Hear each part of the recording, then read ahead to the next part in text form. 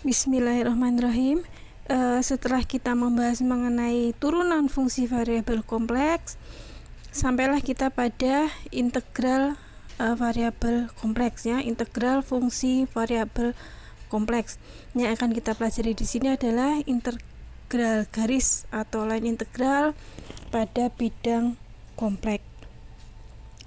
Sebenarnya kalau secara mudahnya, integral itu adalah inverse dari turunan. Jadi kalau ada satu fungsi kita turunkan, nah kemudian jika turunan fungsi itu kita integralkan, maka akan kembali ke fungsi yang sebelum diturunkan tadi. Oke, tetapi secara definisi adalah, ya, kita integral fungsi f z dz itu dituliskan dalam bentuk seperti ini notasinya, ya. Notasinya integral, rumusnya dengan simbol seperti ini, fz dz. Oke, integral fz dz di sini berarti adalah integran fz atau fungsi yang diintegralkan diintegrasi mengikuti satu kurva tertentu. Jadi integrasinya itu mengikuti satu kurva, ya, disebut dengan kurva C, dan C ini disebut sebagai lintasan integrasi. Nah, dan kurva C ini sendiri atau lintasan integrasi ini bisa juga kita representasi secara parametrik, ya. Misalkan C-nya itu mengikuti satu fungsi tertentu kurvanya. Misalkan di sini dengan fungsi parametrik zt sama dengan xt plus yt j, gitu, ya. Kemudian jika kurva C diasumsikan sebagai kurva mulus, yaitu kurva kontinu dan turunan tidak nol, ya. Ingat, ya, kemarin kontinuitas itu apa, ya? Jadi ada limitnya, kemudian ada turunannya, gitu, ya. Pada setiap titik dari A sampai B. Oke.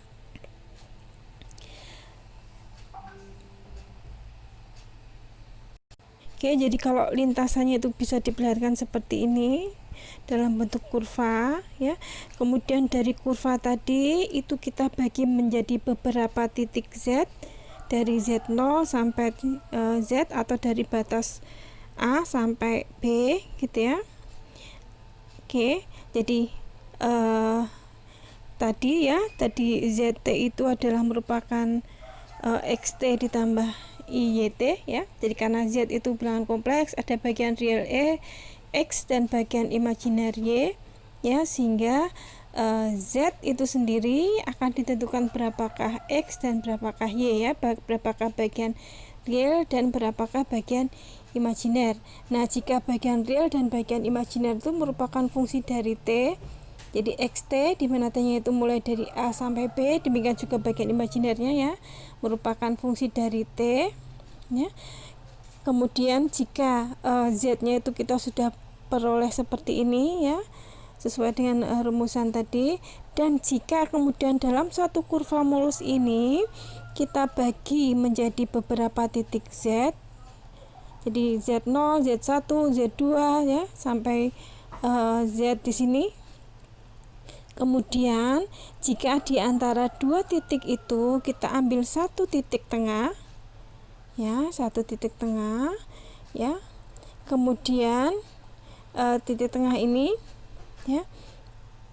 Nah, oke, jika kita ambil satu titik tengah, jika saya mencari fungsi dari titik yang di tengah-tengah tadi, jadi ini adalah fungsi fz di mana z-nya adalah ini, ya.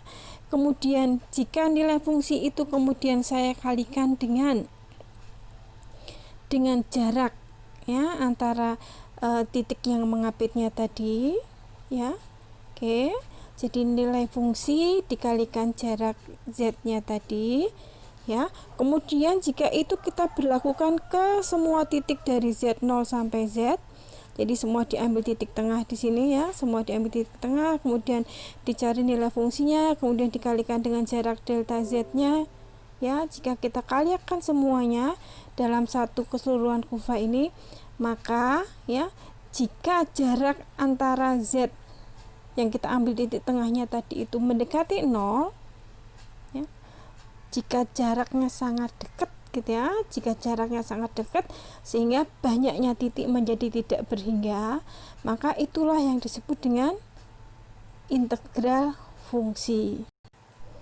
Oke, nah jika kita hendak representasikan ya, kita hendak notasikan fungsi fz itu dalam u dan v, ingat u adalah bagian real dari fz, kemudian v adalah bagian imajinernya ya, maka integral garis kompleks kita bisa menggunakan ini ya, integral garis kompleks.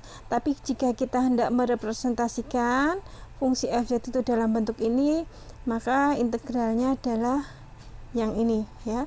Jadi integral fz dz sama dengan integral u plus iv dx plus i dy, atau ini di sini bisa jadi j ya, kita bisa gunakan j juga, maka saya mendapatkan hasil ini ya.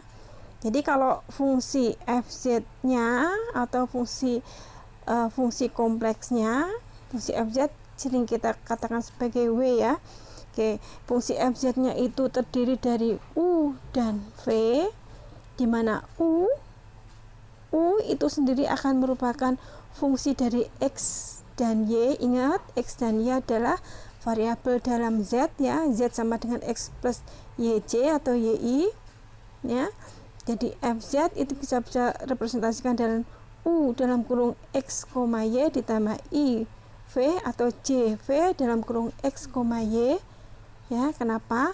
Karena u dipengaruhi baik x maupun y, demikian juga v baik dipengaruhi oleh x, y ya. Maka kita bisa menggunakan rumus integral dengan rumus yang ini, integral dari u dx min v dy. Oke, berarti ini adalah bagian real ya, ditambah j atau i, ini adalah bagian imajinernya hasil integral fungsi fz tadi. J atau i integral v dx ditambah u dy. Nah, selanjutnya mengenai properties atau sifat-sifat atau ciri-ciri dari integral fungsi kompleks itu serupa ya dengan ciri-ciri yang ada pada integral fungsi variabel real ya. Jadi pertama adalah fungsi linearitas. Oke. Jadi kalau saya mengintegralkan satu fungsi f1 yang saya kalikan dengan konstanta k1 ditambah fungsi f2 yang saya kalikan dengan k2 ya, karena dia linear, maka bisa juga cara mencarinya adalah saya integralkan dulu f1 ya, f1 z dz, kemudian dikalikan konstanta k1 ditambah integral dari f2 z dz dikalikan k2 gitu ya. Kemudian properties yang kedua adalah sign of reversal ya. Jadi kalau saya mengintegralkan dari kiri ke kanan suatu fungsi, itu hasilnya akan sama dengan negatif dari integral dari kanan ke kiri gitu ya. Jadi kalau kurva lintasan integrasinya seperti ini ya, jika saya mengintegrasikan ke arah kanan, hasilnya akan sama dengan negatif dari kalau saya mengintegrasikan dari arah yang berkebalikan seperti ini. Oke. Selanjutnya adalah sifat pembagian lintasan ya. Jadi kalau saya melakukan integral dari z0 sampai z seperti yang di gambar ini ya. Oke, itu jika memang kurvanya mulus ya, kurvanya mulus analitis, maka saya bisa membagi lintasan tadi menjadi dua bagian ya. Jadi bagian C1 dan bagian C2. Nah, C1 saya cari integralnya dulu, kemudian C2 saya cari integralnya, kita jumlahkan. Nah, itu adalah kita membagi lintasan ya. Dan total dari integral ya kita jumlahkan saja, integral dari fz dengan lintasan C1 ditambah integral dari fz dengan lintasan C2. Dan kita juga punya rumus-rumus untuk fungsi-fungsi elementer ya pada operasi integral ini ya. Jadi ini adalah rumus-rumus integral untuk fungsi-fungsi dasar. Nah, misalkan nomor 1, integral dari z pangkat n dz ya. Jadi ternyata ini fungsinya adalah fungsi polinomial z gitu ya. Maka integralnya adalah z pangkat n plus 1 dibagi n plus 1. Nah, serupa ya dengan fungsi variabel real. Oke, serupa ya. Kemudian rumus untuk integral seper z dz itu ln z ya. Kemudian rumus untuk integral ez dz itu sama dengan ez ya, serupa ya dengan fungsi-fungsi variabel real. Nah, ini nanti bisa dicari dan kemudian bisa coba ya, bisa dicoba. Oke, ada beberapa teorema yang kita akan bahas di sini. Kalau kita membahas mengenai integral sebenarnya banyak sekali ya. Ada teorema Cauchy, ada teorema residu, dan masih banyak lagi. Tapi saya hanya akan memberikan sedikit saja yang nanti akan kita pakai saja ya, yang akan kita pakai dalam metode transformasi. Pertama adalah teorema 1, integral tak tentu suatu fungsi analitis ya. Jadi finite integral gitu ya, infinite integral. Misalkan ya suatu fungsi fz analitis, ingat ya analitis kemarin syaratnya apa? Dalam suatu domain terkoneksi sederhana D. Jadi domainnya itu kalau kita perlihatkan dalam bentuk kurva ya, itu kurva yang sederhana. Di koneksi sederhana itu ya, nah seperti ini sederhana gitu ya. Yang tidak sederhana itu kalau koneksinya nah ada perpotongan di situ ya, atau yang tidak nyambung. Nah, ini bukan domain terkoneksi sederhana yang dimaksudkan dalam definisi di sini ya. Jadi misalkan fungsi fz analitis dalam satu domain terkoneksi sederhana D, maka terdapat integral berhingga dari fungsi fz yaitu f besar z sedemikian rupa sehingga f besar aksen z sama dengan fz dalam D. Dan untuk semua lintasan dalam D yang menghubungkan dua titik z0 sampai z1 akan didapatkan nah rumusan ini, integral dari z0 sampai z1 ya, fz dz sama dengan fz1 f besar ya dikurangi fz0 ya. Oke, di mana ya, di mana f aksen z itu adalah fz ya. Jadi misalkan ya, misalkan saya punya fungsi fz. Nah, ini fungsi dalam variabel kompleks ya, fz. Kemudian jika saya mencari turunan dari fz ini, f besar z ini, jadi d fz per dz. Oke, saya dapatkan hasil turunan fungsi ya, saya tuliskan dalam f kecil z. Nah, seperti ini. Oke, maka integral dari fz dz gitu ya, itu akan sama dengan f besar z ya. Jadi maksudnya di sini ya, jadi integral itu inverse dari turunan. Jadi kalau ada fungsi kita turunkan ya, kita dapatkan fungsi lain, kemudian ingin dikembalikan ke fungsi fz lagi, maka kita lakukan integral terhadap fungsi yang ini. Oke. Contohnya ya, contohnya misalkan saya punya soal diminta untuk mengintegralkan z kuadrat dz dari mana? Dari z00 sampai dengan z1 adalah 1 plus j ya, maka kita harus mencari dulu turunan integral dari z kuadrat sama dengan 1 per z pangkat 3 ya.